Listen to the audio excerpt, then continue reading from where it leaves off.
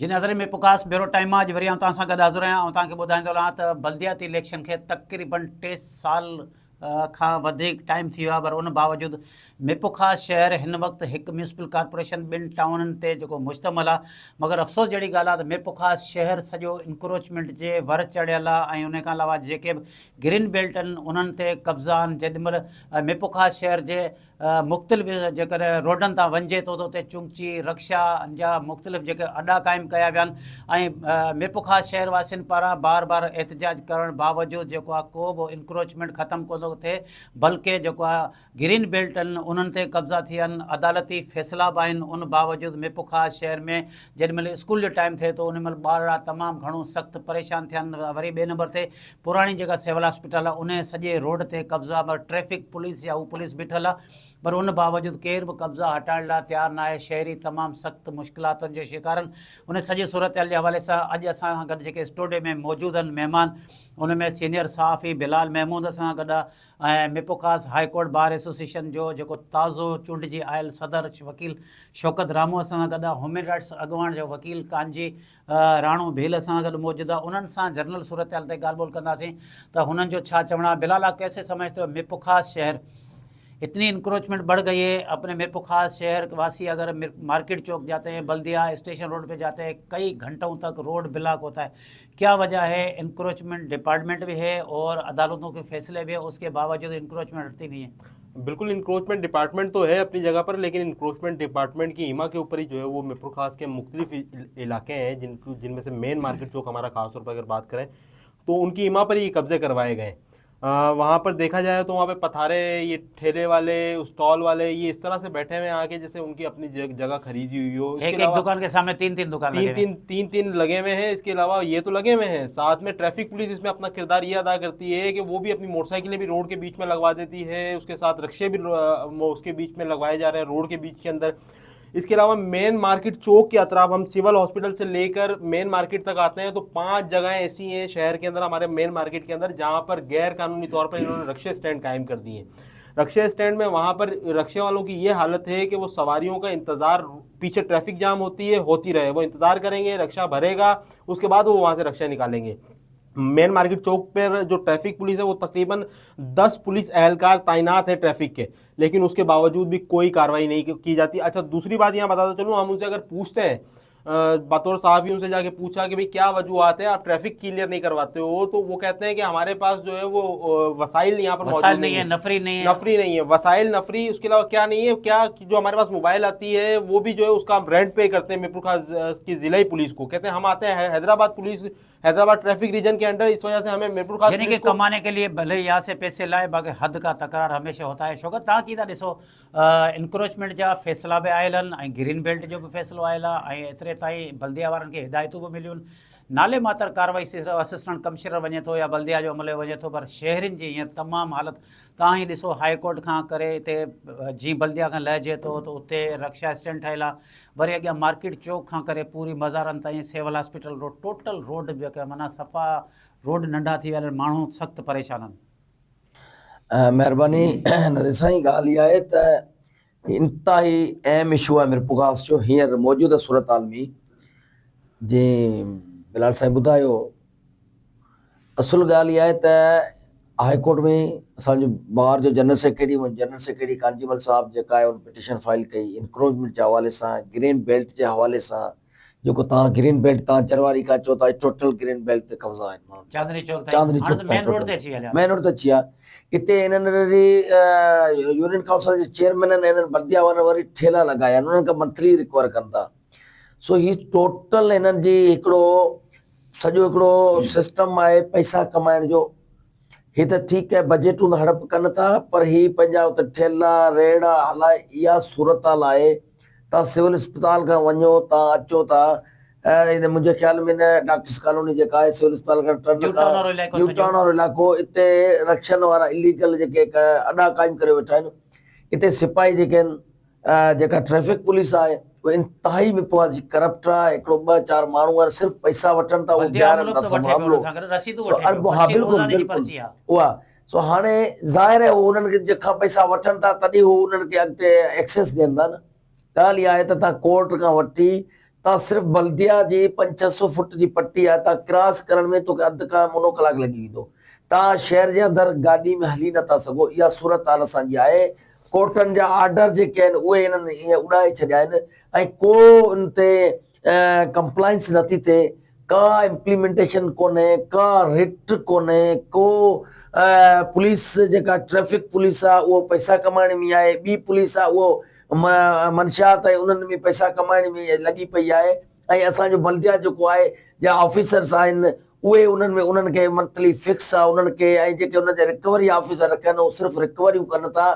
आउं तव्हांखे ॿुधाए छॾियां थो, सूरत हाल मीरपुर ख़ास जी इंतहाई ख़राब सूरत हाल आहे हींअर मौजूदु सूरत हाल हाल में। की सुधरे काजी बकुल शौकत चए त मीरपुर ख़ास में कोर्ट खां करे मुख़्तलिफ़ हंधि हंधि रक्षा अॾा, चुंची अॾा, उन्हनि खे पुलिस जी मंथलियूं, वरी जेकॾहिं रेड़ा बीठा आहिनि त उन्हनि खे वरी बल्दिया वारनि जूं पर्चियूं। तव्हां छा था सम्झो हिन वक़्तु जेकॾहिं सुबुह जो स्टूडेंट वञनि था, रक्षे में वञनि था, चुंची में वञनि था या ॿी के सवारी में वञनि था, त हुननि खे स्कूल पहुचण में तमामु घणी तकलीफ़ थिए थी। तव्हां छा था ॾिसो, इहो त केतिरे ई अरसे खां करे इहो इशू हलंदल आहे, मगर बल्दियाती खाते में माण्हुनि खे फ़ाइदो कहिड़ो थियो आहे? हाणे फ़ाइदे में ॾिसो तव्हां, हाणे हिते जेको आहे तमामु घणी आबादी आहे, जीअं जेका मिसाल तौर ते जितां गुज़र थिए थो जेको मार्केट चौक आहे, जीअं खिपरो नाको आहे, जेको मीरपुर शहर जो खिपरो बंदि नाको करे आहे, छॾियो अथनि, खाण खिपरो नाको नाको आहे। टोटल बंदि आहे। हाणे हितां जेको सुबुह जे टाइम जेके ॿार स्कूल अचनि था या कॉलेज अचनि था या जेके ड्यूटी वारा माण्हू पंहिंजे पंहिंजे ऑफिसनि ते ड्यूटी ते अचनि था, उन्हनि माण्हुनि खे पहुचण वॾी तकलीफ़ थिए थी हुते। हाणे जीअं जरवारी खां वठी या चांदनी चौक खां वठी सॼा कब्ज़ा आहिनि, रेड़नि वारा, किंची वारा, रक्षा वारा आहिनि, शोरूम ठही विया आहिनि, शोरूम रोडनि ते गाॾियूं ट्रैफिक बीठियूं। पुलिस वारा ऐं जेके बल्दिया वारा आहिनि, उनखां वसूल था कनि, उनखे भतो थो मिले डेली जेको हज़ारनि रुपया या लाखनि रुपया उगाड़ी था कनि। ही पाण सॼो उन धंधे में मुलविस आहिनि। जेकॾहिं इहे चाहिनि त इहा फौरी तौर ते ख़तमु थी सघे थी। खोड़ सारा कोर्ट जा आर्डर ॿिया ॿिया उन्हनि खे त खंगी कोन था, ही छाकाणि त हिननि खे पैसो खपे ऐं माण्हुनि जी एॾी परेशानी, शहर जी हालत तव्हां ॾिसो ट्रैफिक जी। हाणे ट्रैफिक जा हीअ असांजो जेको खॾ वारो फाटक चइजे या जेको अंडरपास रेलवे वारो आहे, ही त सदाईं हिन में अलाए कुदरती बारिश किथां मथां खां बारिश कोन थिए, फाटक सदाईं इहो बंदि हूंदो आहे। तंहिंजे करे सॼो इहो पुराणी सिविल अस्पताल जो जेको उतां फाटक में गुज़रण लाइ बि माण्हू खे मुनो कलाक लॻे थो ऐं हिते पाणी सां भरियो पियो आहे। को हिननि जी अकाउंटेबिलिटी कोन थी थिए। जेके आहिनि बल्दिया जी जेको इदारा आहिनि या जेके हुनजा जेके ज़िम्मेवार आहिनि मुकमल तौर ते नाकाम विया आहिनि, रुॻो पैसनि जी उगाड़ी कनि पिया। शहरनि खे का हुननि खे बुनियादी सहूलियत कोन थी मिले। शहर जो केरु धणी धोड़ी कोन्हे। हा, ईअं सम्झो बेधड़िया जो शहर आहे ऐं रुॻो जेको सो पैसा आहे ऐं बजट बि त किरणो अरबुनि रुपयनि जी अचे थी। इहो सॼी खाई था वञनि। हाणे जेको मेन रोड जो गुज़र तव्हां जेको ॾिसण लाइ जो चौराहो ॾिसो, इहो सुबुह साण तव्हां ॾिसंदव मेन रोड जिते जजनि जो ऑफिसरनि जो गुज़र थिए थो, उते बि सॼो पाणी सां भरियो पियो आहे। का जेको ट्रैफिक जो निज़ाम कोन्हे ऐं रेड़ा रक्षा हुननि खां भतो वसूली करे ऐं वरी सोनारा बाज़ार ते तव्हां सब्जी मार्केट तव्हां उते गुज़री कोन था, सोचे कोन था सघो। मुनो कलाक ते प्यादल माण्हुनि जा कपिड़ा फाटे पवण लाइ जाइ कोन थी मिले ऐं रेड़नि जी इहा पोजीशन है जेका है शहर जी। फिलहाल अभी कुछ दिन पहले एक इंक्रोचमेंट की कुछ लोगों ने दरख्वास्त दी थी। टंकी रोड से लेकर चांदनी चौक के ग्रीन बेल्ट अदालती भी हुक्म है कि जैसे शौकत रामू ने कहा कि वकील काजी जो अभी बाहर का जनरल सेक्रेटरी बना, उसकी पिटीशन थी, क्या उसके ऊपर कोई अमल हुआ? कुछ दिन मैंने देखा कि स्कूल के सामने जो पार्क थी वो हमारे इंक्रोचमेंट ऑफिसर थे, वो पार्क हटा रहा था, उसके ऊपर ट्रैक्टर लेकर आया, बोला मेरे को ये ग्रीन बेल्ट में घर बने हुए हैं, शोरूम बने हुए हैं। उसके अलावा अब तो मेन रोड के ऊपर सारे के सारे ग्रीन बेल्ट छोड़ो, उसके ऊपर तो वैसे कब्जा आ गया, मेन रोड के ऊपर आ गया, लोग वहाँ नहीं चल सकते। क्या सूरत हाल है? असिस्टेंट कमिश्नर आया और उनको मोहलत दी, वापस चला गया। कांजीमल मेघवाड़ की पेटिशन के हवाले से बात करें तो वो पेटिशन मुझे याद है, उस वक्त कोर्ट ने ऑर्डर किया, इंक्रोचमेंट टीम्स वहाँ गई, वहाँ पर इंक्रोचमेंट हटाने, ग्रीन बेल्ट को क्लियर करने के लिए इन्होंने कोशिशें ज़रूर की, लेकिन ये कोशिशें एक लिमिट तक की गई। ये जो हमारा इंक्रोचमेंट सेल है मीरपुर खास म्यूनिसिपल कॉर्पोरेशन का, इसने एक लिमिट तक कोशिशें की, फिर इसी डिपार्टमेंट ने जो है वो कोर्ट के हुक्म की तौहीन भी, अगर कहें तौहीन कहें तो तौहीन ही की इन्होंने एक तरह से। वो इस तरह से कि वहाँ पर अब पहले से ज़्यादा कब्जा हो गया है। वहां पर अब तकरीबन देखा जाए तो आज से 1 महीने पहले तक वहां पर 1-2 स्टॉल मौजूद थे जिन्हें हटाने के लिए जो है वो बार बार रिक्वेस्ट की जाती थी इस कॉर्पोरेशन से। अब उसने इस जगह ने इतनी तरक्की कर ली है कि वहां पर तकरीबन 10-15 मार्केट कायम होगी, बाकायदा मार्केट कायम हो गई है। और अब उस मार्केट से न सिर्फ ये कॉर्पोरेशन इंतजामिया पैसे लेती है, बल्कि वहां पर वाज़े इल्जामात मौजूद हैं, वहां पर सहाफ़ी भी इन्वॉल्व है, वहां पर पुलिस एहलकार भी मौजूद है, वहां पर ये म्यूनिसिपल वाले भी मौजूद हैं। ये सब पैसे लेते हैं और पैसे लेने के साथ साथ वहां पर उन्हें प्रोटेक्ट भी करते हैं। अब सिचुएशन ये है कि अगर आप उनके खिलाफ आवाज उठाओगे तो वहां पर उनकी जानिब से कुछ अपने ऐसे लोग हायर किए किए गए हैं कि अब वो आपके खिलाफ आवाज उठाने शुरू कर देंगे कि आप आपने क्यों बोल बात रहे हो? अच्छी की, सारे के सारे इस काम में मुलवस है। वो साफ़ी नहीं है, वो साफ़ी कहलवाते हैं, वो मोबाइली साफ़ी है जो उनसे भत्ता लेते हैं, मंथली लेते हैं, वो सारा इंतजामिया उनसे डरती है, पता नहीं क्या नाज़िन वठंदा नंढी साई का पर इसी तरह सां गॾु हंदासीं।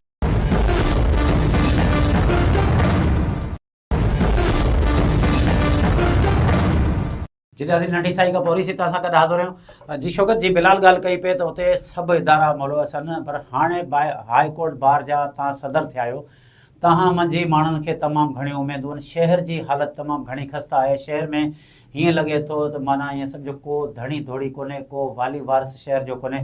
तव्हां छा था सम्झो, हिते का हाई कोर्ट जी तरफ़ां का एप्लीकेशन अहिड़ी ॾियो या उन साॻी पिटीशन में हिकिड़ी एप्लीकेशन विझो त हाई कोर्ट जो को माण्हू हुजे जी हिकिड़ो अदालत कंदी आहे, कमिश्नर मुक़ररु कंदी आहे, त ईअं घटि में घटि माण्हुनि जा जेके रोड रस्ता सही थियनि। तइलीमी इदारा आहिनि, जिते ग्रीन बेल्ट आहे उते असां जूं वॾे में वॾियूं स्कूलूं आहिनि, प्राइवेट स्कूल आहिनि। सरकारी स्कूलनि जी त हालत तव्हांखे पाण खे ख़बर आहे। उन्हनि स्कूलनि जा पार्क ख़तमु करे छॾिया, पार्क ख़तमु करे उन्हनि जी जॻह ते कब्ज़ो आहे। छा तव्हां मां माण्हुनि खे जेका उमेदु आहे इन केस खे आऊं चवां थो इन जी शुरूआति करे खणो त घटि में घटि ख़बर पए शहर में का सफ़ाई थी। ॾिसो ॻाल्हि इहा आहे त तव्हांजी ॻाल्हि बिल्कुलु सही आहे। हिते असां वटि माफ़िया जो राज आहे। हर कंहिं पंहिंजा पंहिंजा, जंहिंमें आउं माज़र सां चवां थो तव्हांजा साफ़ी जेका मोबाइली साफ़ी आहिनि उन्हनि जे ख़िलाफ़ कार्रवाई थियणु खपे। मुंहिंजे ख़्याल में आउं चवां थो त हिननि जे ख़िलाफ़ पिटीशन फाइल करणु खपे। जेको इहे आहिनि इहे वॾे में वॾे हिते जेके आहिनि इन्हनि जो हिकिड़ो हर ॿ नंबरी धंधे में सहूलियत, हर ॿ नंबरी धंधे में सहूलियतकार आहिनि इन्हनि खे करप्शन खे वधाइण में, करप्शन करण में। हिकिड़ी ॻाल्हि ॿियो, तव्हांजो हिते माइंड सेट करे छॾियो आहे त असांखे सिर्फ़ु पैसा खाइणा आहिनि, को कमु कोन करिणो आहे। तव्हांखे ॿुधायां त एमरजेंसी थी वञे का सिविल अस्पताल पुॼण लाइ हीराबाद जो माण्हू या शहर जो अंदरि जो माण्हू जेकॾहिं बल्दिया खां क्रॉस करे थो निकिरे थो, उनखे सिविल अस्पताल पुॼण लाइ बि 40-45 कलाक लॻे, 45-40 मिंट लॻनि। अहिड़ी सूरत हाल शहर जी थी वई आहे। टोटल रोडनि जी इंक्रोचमेंट, बल्दिया जे हेठि सॼी इंक्रोचमेंट आहे, टोटल पैसा वठनि था। तव्हां वञी ॾिसो चांदनी चौक खां वठी एजे कॉलेज ताईं रोड जी हालत छा आहे, सूरत हाल छा आहे। तव्हां हुते हली न सघंदो, तव्हांजी गाॾी न निकिरी सघंदी। इहा पोज़ीशन आहे। ही टोटल माफ़िया आहे, माफ़िया जो राज आहे। इन्हनि इहे काबिज़ आहिनि, इन्हनि जे ख़िलाफ़ असांखे उथणो पवंदो। इन्हनि जे ख़िलाफ़ असांखे मिरपुर ख़ासि जे हिकिड़ी असांजी कहिड़ी का अहिड़ी हिकिड़ी जॉइंट का कमेटी या अहिड़े को वेही का ठाहिणु खपे, जंहिंमें प्रेस क्लब हुजे, बार हुजे, ताजर बिरादरी हुजे ऐं या उलमा इकराम हुजनि, या शहर जो जेको सिविल सोसाइटी आहे, एक्टिव माण्हू आहे, पढ़ियो कढ़ियो माण्हू आहे, जेको जंहिं शहर जे लाइ जेके थोरो दर्द रखंदड़ आहे, त अचो त गॾिजी असां हिननि माफ़ियानि जो मुक़ाबिलो करियूं। घटि में घटि असां भला कुझु न कुझु, भला 100% न त सो असांखे करिणो पवंदो। अदरवाइज़ ॾिसो न, कोर्टनि जा ऑर्डर आहिनि, इन कंटेम्प्ट दाख़िल करणी पवंदी। असां चवां थो इंशाअल्लाह ख़ान जी खे चवां थो निशादी करियूं था असां तव्हांजा बिल्कुलु असां कंदासीं। उन्हनि ते असीं कंटेम्प्ट हणूं था। ऐं पाण बीइंग ए प्रेसिडेंट ऐं जनरल सेक्रेटरी ख़ान जी साहिब खे चवां थो त तव्हांजी पिटीशन आहे, तव्हां वापसि कंटेम्प्ट दाख़िल करियो। उनखे अलावा जेके जेके आहिनि उहो निशानी तव्हांजी प्रेस जे, तव्हां प्रेस वारा असांखे निशानी कयो, असांखे ॿुधायो। ऐं ॿी पिटीशन आउं personally bar J on behalf of bar petition file थो करियां, छो त हीअ असांजो शहर आहे, असांजी मालिकी करणी आहे। अस्पतालूं ऐं ॿियनि जी त तबाही त आहे उहो, पर माण्हू वञी कोन थो सघे। शहर जी हालत इहा आहे। इन्हनि घटि में घटि इन्हनि इंक्रोचमेंट था हटाइनि, केरु हटाईंदो? इन जे करे आउं चवां थो एसपी साहिब सां मीटिंग थियणु खपे, DIG सां मीटिंग थियणु खपे त घटि में घटि ट्रैफिक पुलिस छापी करे छा कंदा? इहे पाण मंत्री वटि सॼो कमु कराइनि पिया। हुननि जा जेके ट्रैफिक वारा पिया अचनि, हुननि खे भतो थो मिले, हिसो पती थो मिले। ऐं चवंदो जेके SSP ऐं पुलिस इंतज़ाम जेके चाहे त ट्रैफिक जाम ई कोन थिए। हुननि जी रोज़ानी दिहाड़ी, हुननि जो जेको ख़र्चो किचन जो ॿियो हितां ई त निकिरे थो। ॿिया खोड़ सारा आहिनि, सफ़ीना हूंदा लॻनि था, उहे हुननि जा ईअं सम्झो वसूली ऑफिसर आहिनि। तंहिंजे करे इहे कॾहिं कोन हूंदा जॾहिं कोर्टनि जे ऑर्डरनि खे बि खंघीनी कोन था, हुननि जी कंप्लेंट्स कोन था कनि। तंहिंजे करे हितां जी सिविल सोसाइटी हिकिड़ी हूंदी आहे, सरकारी सिविल सोसाइटी न, जेका अवामी सिविल सोसाइटी आहे, उहे सभु गॾिजी करे जनरल पब्लिक, इहे ताजिर बिरादरी जेके रोज़ DC SP खे अजरगो पारनि था, उहे बि न। जेके मिसाल तौर ते बज़ामती किरदार वारा, आवाम जो हमदर्दी रखण वारा माण्हू जॾहिं निकिरंदा त तॾहिं असीं अहिड़ी जेको आहे सुरताल मां ॿाहिरि निकिरी सघूं था।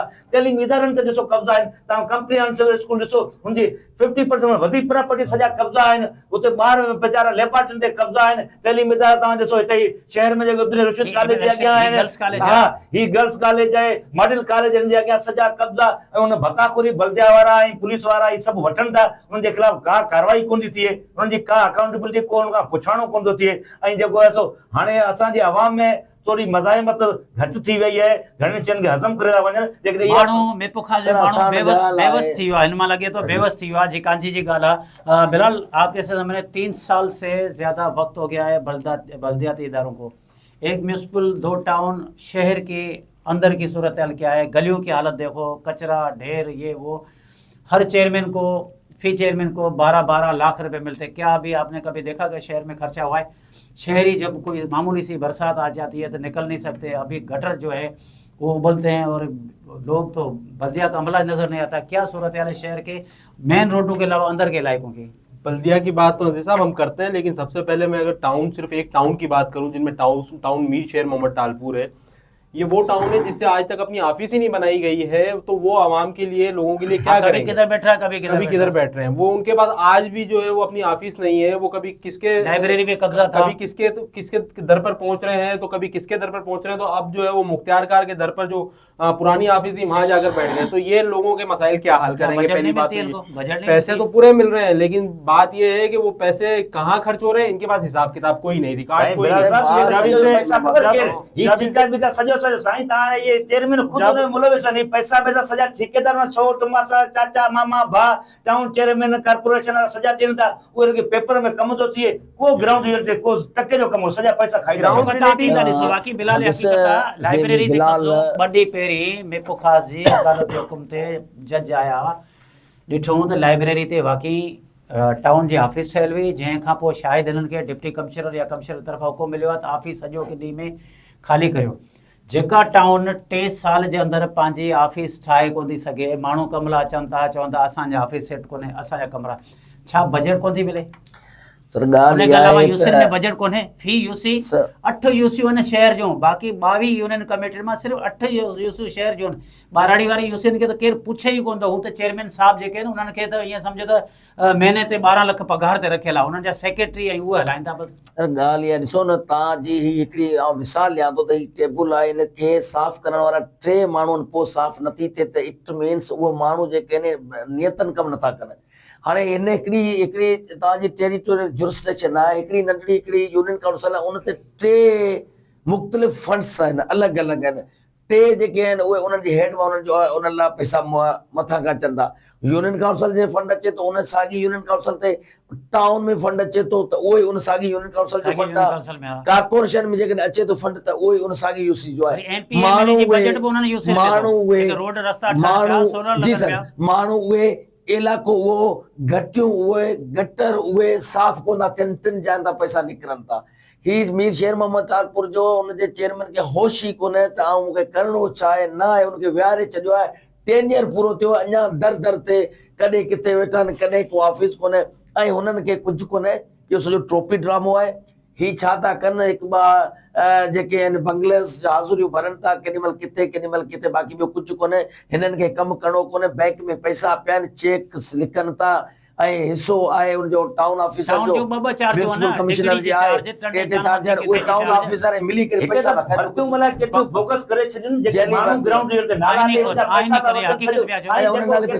पैसा जेके टाउन चेयरमैन कारपोरेशन इहे ई वठनि था। ऐं हिकिड़ो त उहे इंतहाई घणियूं भर्तियूं आहिनि ऐं बोगस उन्हनि जे पघार जे नाले ते वठनि था।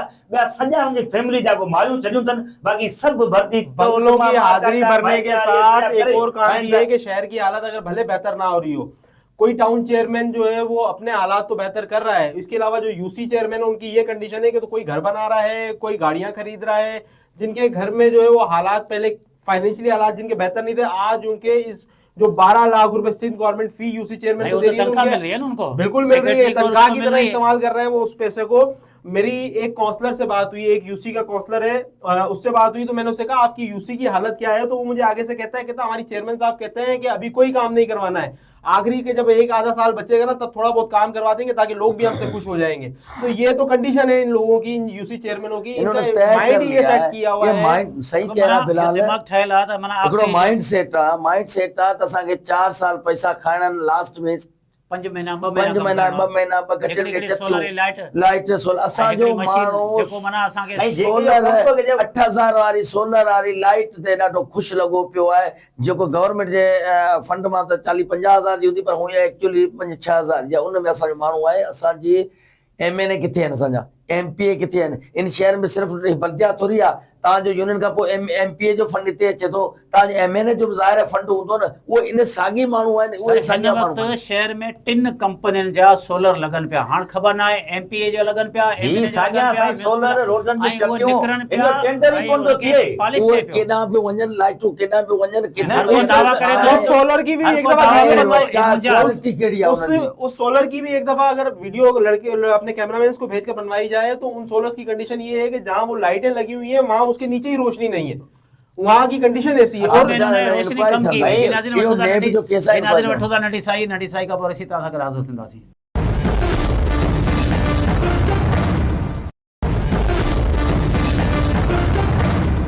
जी नाज़रीन नंढी साई खां पोइ वरी तव्हां सां गॾु हाज़िर आहियूं। शौकत, तव्हांजी ॻाल्हि ॿोल ॿुधी बिलाल जी कांजी जी बहरहाल मिरपो ख़ासि शहरवासी उहे ई साॻे उन ई पुराणे सिस्टम में हलनि पिया त बाबा हितां मार्केट रोड वेंदासीं, कलाक रोड बिलाक हूंदो, हुतां ईंदासीं, इहो हूंदो। पर ॻाल्हि करियूं पिया टाउननि जी, म्यूनिसिपल कॉर्पोरेशन जी बजट, माना हिकिड़े यूनियन काउंसिल में बकौल तव्हांजे टाउन जा पैसा, म्यूनिसिपल जा पैसा, MPA जा पैसा, कॉर्पोरेशन जा MNA जा पैसा, कॉर्पोरेशन। यूसी में केतिरी वॾी यूसी हूंदी, 12 लख रुपया चेयरमैननि खे मिलनि पिया। वरी ॾिसो त वरी हिननि जेके सेक्रेटरी रखिया आहिनि, हर चेयरमैन वटि जेको सेक्रेटरी आहे पसंदि ना पसंदि, बाबा 5-4 जूं तोटनि 5 में तूं को मूंखां कागज़ ते सही कराइजां। तव्हां असांखे उमेदु आहे त तव्हां अहिड़ो कमु करियो, जेका पिटीशन हिकिड़ी करियो, घटि में घटि सेक्रेटरी खे तव्हां जेको आहे धुर ठाहियो। सर असां सिर्फ़ सेक्रेटरी खे कोन कंदासीं, करप्शन कनि था, असां उन में चेयरमैन खे ॾियनि था, सुभाणे त सेक्रेटरी झलबा न। बाबा ॻाल्हि इहा आहे त हिते अरबूं रुपया विया आहिनि, ही लाइटनि जे मद में बि अरबूं रुपया विया आहिनि, ऐं तव्हांजे ही रोड जे मद में, हिननि जी कंस्ट्रक्शन जे मद में अरबूं रुपया विया आहिनि। असां हिनखे पार्टी नेब खे पार्टी कंदासीं, ऐं नेब बि करप्शन जो गढ़ बणिजी चुकी आहे, उहा बि असां उन्हनि खे न छा आहे त इहे हिननि सां जॾहिं बि असां हिननि खे असां पिटीशन अॻु में फाइल थी आहे, उन में छा कयूं त नेब वारा ख़ुदि जेके इंतिहाई करप्ट आहिनि उहे उन्हनि सां वरी मिली करे गठजोड़ करे उन्हनि खां करोड़ रुपया वठी माठ करे वही लाइ असां इंशाल्लाह ॿार जे प्लेटफॉर्म तां असां इन्हनि खे पिटीशन फाइल कंदासीं। असां पूरी उन में हिननि खे पार्टी कंदासीं, चेयरमैन एंटी करप्शन खे, डायरेक्टर नेब खे इंक्वायरी करियो, ईमानदार जेके officer judicial inquiry judicial inquiry अमल छा जो जेके हिन अकाउंटेबिलिटी या जेके हुन जो इंक्वायरी कंदा उहो ख़ुदि पैसा ऐं शेयर वठनि था पंहिंजो हिसाब किताब। हींअर जेके बि शौकत साहब चयो जे कम थिया आहिनि, रोडनि खे चतियूं आयूं आहिनि, किथे टुकड़ा टुकड़ा खट जेतिरा ठाहिया अथनि, को टेंडर कोन्हे, हुन करोड़ों रुपया कढाया अथनि। हाणे हिते जेको चतियूं हणी 4 हाणे जेके सोलर हुननि जी क्वालिटी स्टैंडर्ड जेको मयार चेक कोन थो कयो वञे, न हुनजो एक्सपर्ट कोन कयो राय थो ॾिए त भई हेॾे क्वालिटी जा तव्हां जेको सोलर वठो या तव्हां कानूनी आहियो, तव्हां ह्यूमन राइट्स आहियो, अदो साफ़ी आहे, तव्हां वकील आहियो। मुंहिंजी इंफॉर्मेशन मुताबिक़ मिरपो ख़ासि जूं जेके बि 22 यूनियन कमेटियुनि जा चेयरमैन, मिरपो ख़ासि ज़िले जी 54 यूनियन काउंसिलूं, 54 यूनियन काउंसिलूं, उन्हनि जा चेयरमैन, हिकु बि चेयरमैन पंहिंजी बजट पास कोन कराई आहे। हिकु बि चेयरमैन सिर्फ़ु इन करे त पोयां जेका 5-7 जी जेका टीम आहे काउंसलर खे ॾियणो पवंदो, काउंसलर जूं शकुलूं कोन ॾिठियूं अथनि। छा इहे बिना बजट पास जे हिननि खे जेके 12 लख रुपया मिलनि था, इहे कमु इहो कंहिंजी ज़िम्मेदारी हूंदी? इन्हनि ते छा कार्रवाई कोन थी सघे? तव्हां अॼु बि हिननि जो रिकॉर्ड पुछो, लोकल गवर्नमेंट वारनि खां पुछो, 5.25-7 चेयरमैननि जे हिकिड़े चेयरमैन बजट पास कोन कराई आहे। ज़ाहिर आहे, ॾिसो सालियानी बजट पास थी आहे ऐं हुनजी ऑडिट वग़ैरह ॿियूं सभु शयूं थियनि थियूं। हीअ त कनि था त बाबा हीअ एंटी करप्शन जी मंथली, हीअ फलाणे जी मंथली, हीअ फलाणे जी मंथली, हीअ सेक्रेटरी मंथली, हीअ फलाणे माण्हू जी मंथली करे पोइ बजट पास जेकॾहिं नथी थिए, तव्हांजो फंड अचे पियो, उन में कहिड़ो उन्हनि जे ख़िलाफ़ कार्रवाई थी सघे थी? बिल्कुलु कार्रवाई थी सघे त असुल में छा आहे त हिननि जी का अकाउंट ॾिसो असां माना जो हिननि जो इजलास कोन थियो आहे यूसी चेयरमैन और हिकिड़े बि यूनियन इजलास कोन काउंसिल घुरायो जो इजलास कोन थो थिए, बजट पास कोन थी थिए, हुननि खे इहो सिर्फ़ु ॿुधायो आहे त बसि सिर्फ़ु सेक्रेटरी आहे, ॿियो तव्हांजो तव्हांजे सिग्नेचर काउंसलर्स जेके मेंबर चूंडजी था अचनि, जेके आवाम चूंडे थी, उन्हनि खे ख़बर ई कोन्हे त असांजा पावर्स छा आहिनि, असांखे करिणो छा आहे, असांजो कहिड़ो डोमेन आहे, कुझु बि को नथिंग।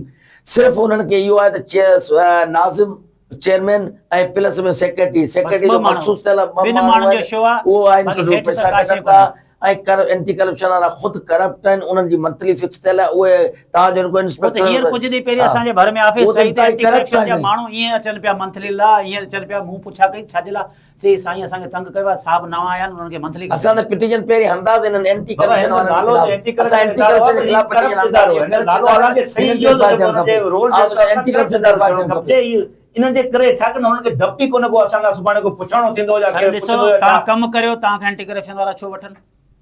त हू सॼा मिलवस थी करे ॻाल्हि आहे त मंथली फिक्स आहे न, मंथली हाँ, फिक्स खे ॾियणी सभिनी जो आहे। कमु कोन्हे करिणो। छा हिननि खे इहो ई लॻो पियो आहे त जेके बि पैसा खाइनि पिया, हड़प कनि पिया, त सुभाणे असांजो केरु पुछंदो कोन, ईअं ई तव्हां रोड खाते में वञो, अरबन रुपयनि जो टेंडर थिया आहिनि, साईं हिकिड़े रोड पिरामिसल एजुकेशन वर्क्स वारा, इन्हनि में टेंडर थिया, साईं हिकिड़े तव्हांजे इंजीनियर टीटी 25 करोड़ 25 करोड़ रुपया कढिया आहिनि बिल्डिंग डिपार्टमेंट के अंदर एनआईटीज जो हो रही है उसमें 25% कमीशन लिया जा रहा है ठेकेदारों से। अब 25% वर्क आर्डर देने का 25% खाली कमीशन मांगा जा रहा है। इसके साथ वहां पर आपको चेक तक जब पहुंचेगा ठेकेदार तो तकरीबन 50% कमीशन देने के बाद ठेकेदार क्या काम करेगा? कौन सा काम ठेकेदार करेगा? कौन सी तरक्याती काम करेगा ठेकेदार? कुछ नहीं हो सकता। ये रोड्स डिपार्टमेंट हो, यहाँ के बिल्डिंग डिपार्टमेंट हो, इनकी सूरत हाल इंतहाई खराब है। यहाँ पर करप्शन इंतहा से ज्यादा जो है वो फैल गई है। हत्ता के एक रोड बन रहा है, सब बोले दावा करे एनआईटी में बार-बार उन्होंने ठेकेदारनि खे ठीका नथा वञनि, जेके हुन सां 35 या 40% जगह साईं वारी ॻाल्हि जेको शेयर आहे उनखे हिसो पती ॾियनि था। एॾो उन्हनि जो क्वालिटी स्टैंडर्ड कम जो कोन्हे, पर बावजूद तव्हांजे 3 साल जो ठीके न सभई ॻाल्हि तव्हांजे दुरुस्त आहे। 3 सालनि जे अंदरि तव्हां असांजी कॉर्पोरेशन खां करे, टाउननि खां करे कहिड़ा टेंडर थिया आहिनि, जेको कहिड़ो माण्हुनि खे कमु ॾिना अथनि, या जेकॾहिं चेयरमैन खे हींअर असीं ॾिसूं था करोड़ रुपया मिली विया आहिनि। हिकिड़ो कमु मिप ख़ास जो असांखे ॾसियो, 3 साल जे अंदरि बल्दियाती खाते कहिड़ा कमु कराया आहिनि? सर म्यूनिसिपल कॉर्पोरेशन के जो आपका ये इंजीनियरिंग डिपार्टमेंट है वहां पर बीटर तक रख दिए गए। इंजीनियर भी नहीं है मेरे ख्याल में, इंजीनियर भी नहीं है, बीटर रख दिए गए वहां पर। वो उसको प्राइवेट लोग चला रहे हैं उस डिपार्टमेंट को। वहां पर प्राइवेट आदमी बैठकर उसने फैसले किए हैं कि किसको ठेके देने हैं, किसको नहीं देने हैं, कौन काम करेगा, कौन नहीं करेगा। वही एक मोहम्मद अली मशहूर है जिसने बिल्कुल ऐसा ही है, ऐसे ही मोहम्मद अली गोरी नाम है उसका पूरा। उसके बल्दिया इधर बिल्कुल ऐसा ही है। इधर डीसी ऑफिस, आज मिरपुर खास के लोग जाते हैं, डीसी ऑफिस तो है ही नहीं, खत्म हो गई उसी ठेकेदार के पास है। 3 साल आपको सबको पता है ना, आपको सबको पता है। 3 साल में हिननि इहो कमु कयो जो पंहिंजे प्रॉपर्टी में पहिरें जेकॾहिं एल्टो या जेकॾहिं मेहरान कार हुई, वॾियूं गाॾियूं 2-2 3-3 फैमिली में जेतिरा भाती आहिनि उहो गाॾियूं, बंगला हैदराबाद कराची में, ॿाहिरि जा टूर घुमण फिरण, इहो सॼो 3 साल। इसके बाद मोटरसाइकिल भी नहीं थी, उसने अल्टो गाड़ी ताज़ी ली है नहीं। असां हिकिड़ो असांजे बल्दियाती जेके आहिनि मेंबर उहे बि अहिड़ा मिलिया आहिनि, असांखे ऑफिसर जेके मिलिया आहिनि ब्यूरोक्रेट्स उहे बि इंतहाई करप्ट। इहा असां मिरपुर ख़ास जी बदनसीबी आहे जो इन जे करे सॼो मिरपुर ख़ास जी कोन्हे, सॼी सिंध जी इहा बदनसीबी आहे। सॼी सिंध में इहो ट्रेंड हले पियो, इहो मथां खां फॉलो थिए पियो। शयुनि खे मथां जेके हूंदा उन्हनि खे हेठां ई फॉलो कंदा न, इहो सॼो ईअं आहे। इन जो माण्हू केॾां वञनि? सुन ॻाल्हि आहे त माण्हू वधि में वधि टीवी ते प्रोग्राम करियूं था, उन खां पोइ हीअ त चवंदा कुझु कोन्हे, का शइ कोन्हे, परवाह कोन्हे। हिननि जा पंहिंजा सोशल मीडिया वारा या जेके तव्हां चओ पिया मोबाइल ई जेके हलनि पिया, कैमराऊं खड़ियो बस हिननि खे उते लाइव कंदा।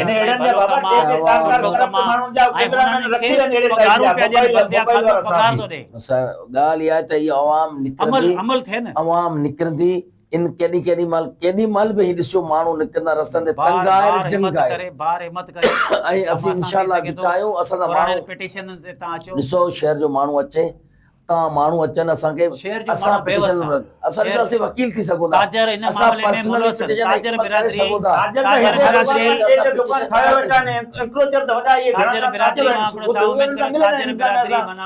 असां वटि इन सॼे कम में हिकिड़ी दुकान मोबाइल जी आहे त उते 3 सिमूं जी दुकानूं आहिनि, हिकिड़े पासे में कपिड़े जी दुकान आहे, वरी रेड़ो बीठल आहे, जूता जेके रखियो ॾाढनि ॿारनि जा। आपके ट्रैफिक शहर में ट्रैफिक जाम होने की सबसे बड़ी वजह अगर कही जाए तो उसमें ताजिर मुलविस है। उसकी वजह ये है कि रात दिन के वक्त बड़ी गाड़ियों का शहर में दाखिला मना होता है, पूरे तरीके से मना होता है। ये कि अभी रात 2 को- दिन पहले ट्रक कल्टी हुई है। बिल्कुल ऐसा ही है, रात को 9 बजे के बाद ट्रक आए, शहर के अंदर दाखिल हो, जब सब कारोबार बंद हो चुका हो, लोग घरों को चले गए। लेकिन यहाँ पर सिचुएशन ये है कि मेन मार्केट चौक के बीच में से ट्रक निकलता है, हमारे पास रोड वैसे ही छोटा है मार्केट चौक का, वहां से ट्रक निकलता है, ट्रैफिक जाम होना क्या वजह है कि दोनों साइडें जो है वो पहले इंक्रोचमेंट हुई है। वो इंक्रोचमेंट किसने की है? बल्दिया वालों ने करवाई हुई है, की हुई हमारे ताजिरों ने। बल्दिया को तो रसीद के पैसे मिलते हैं, ठीक है। रोज पर्ची, वो मैंने उनसे बात करोड़ों की, रुपए। लेकिन दिल्ली सर के किरोड़ों- रोड पर जो इंक्रोचमेंट की गई है वो उसको हटाना भी बल्दिया की जिम्मेदारी है। बल्दिया अगर पर्ची लेती है तो वो रोड पर नहीं खड़ी होने देगी किसी को, लेकिन ये रोड पर खड़ा करके रोड को बंद करना ये गैर कानूनी है, ये कानूनन जुर्म भी कहेंगे इसको हम। इसके साथ साथ बल्दिया इसको तो खत्म करने के अंदर नाकाम नजर आती है, लेकिन इसके अंदर हमारे ताजिर जो है वो पूरी तरह इन्वॉल्व है। अगर फॉर एग्जाम्पल बल्दिया अपना कार्रवाई करना जाती भी है वो तो रुकावट हमारे डालते कुछ रहनुमा, ताजिर रहनुमा इस तरह बीच में आते हैं कि जिस तरह ये उनकी अपनी दुकानें हैं। शौकत इंतजामिया छो मजबूर आहे पोइ? सर इंतजामिया करप्ट है, इंतजामिया मजबूर कोन्हे, इंतजामिया खुद करप्ट है। जेको करप्ट माण्हू हूंदो न ॻाल्हाए सघंदो न कुझु करे सघंदो। ॿियो आहे सियासी इंटरफेरेंस आहे। तव्हांजी सियासी जेकर मूंखे क्या कोन थो लॻे मिपुखास में अगरि ही इंक्रोचमेंट हटाइनि था त मूंखे त कोन थो थींदो, लॻे कंहिं पर सियासी पोइ माण्हू करप्ट मुदाख़लत कई हुजे। सर ॻाल्हि इहा आहे त बाक़ी तव्हां असां ॾिसूं पिया, हीअ असिस्टेंट कमिश्नर वञे थो, सिर्फ़ु फेरो ॾेई अचो, फोटो 10 ॼणा मोबाइल खणी था वञनि, साईं जी कार्रवाई आहे, साईं जी ज़बरदस्त कार्रवाई आहे, मोबाइल ते फोटो वोटो ठाहियो, फोटो मथे मोकिले था छॾे, बाबा कोर्ट ते अमल असां करायो आहे। ऐं असांखे मिनथू कंदा आहिनि, ख़बरूं लॻायो, अरे बाबा तव्हां हटाई का शइ कोन्हे, छा जी ख़बरूं हणंदासीं? कांजी का छा था सम्झो? ऐं प्रोग्राम जो वक़्तु बि ख़तमु थियण वारो आहे, पर सूरत शहर जी असांजी जीअं जो तीअं ख़राबु थींदी पई वञे।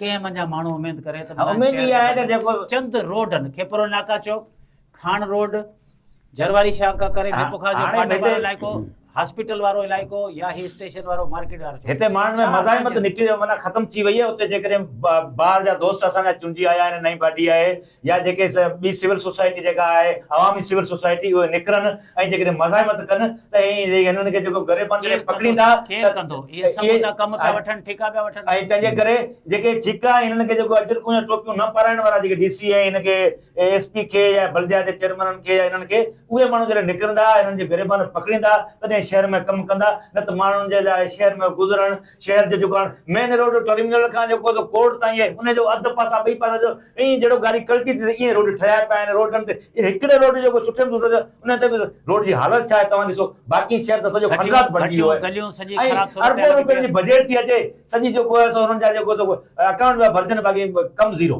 जी नाज़रीन, प्रोग्राम जो वक़्तु ख़तमु थियो। तव्हां जेको आहे बिलाल महमूद ऐं बार जो सदर, हाई कोर्ट बार जो सदर वकील शौकत रामू ऐं जेको हमेदार सगवान कांजी राणे जी तव्हां ॻाल्हि ॿोल ॿुधी हूंदी। जॾहिं मिपुखास शहर जी सूरत जे हवाले सां जेकॾहिं इन्हनि जो इहो चवणो हो त मिपुखास शहर में जेके बि तक़रीबन 3 खां 4 रोडनि इंक्रोचमेंट जे वर चढ़ियल आहिनि, वरी बल्दियाती खातो उन्हनि खां पैसा वठे थो, त वरी जेकॾहिं ताजर बिरादरी इन सॼे कम में मुलवस आहे, हिकु हिकु दुकान जे साम्हूं 3 दुकान अॻियां करे छॾिया। पर अदालती फ़ैसिले हुअण बावजूदि जेको ग्रीन बेल्ट लाइ बार असां प्रोग्राम कया आहिनि, जिते नंढा रोड हुजनि, उते स्कूलूं आहिनि, त उते रोड त नथा ठहनि, मगर जेकॾहिं म्यूनिसिपल जो अमलो वियो हो ग्रीन बेल्ट स्कूलनि जा पार्क ख़तमु करे वण उतां वढाए छॾियईं, मगर उते वरी डबल कब्ज़ा करे छॾिया आहिनि। हिननि सभिनी जो इहो ई मुतालबो आहे हुकूमत सिंध खां, हितां जी जेका डिविज़नल इंतज़ामिया खां, त इहे सभु सफ़ायो कयो वञे, त जीअं असांजा रोड खुलनि त कोई बीमार माण्हू वञे या स्कूल जा ॿार वञनि, सुठे नमूने पंहिंजी तइलीम हासिलु करे सघनि। हाणे ॾिसजे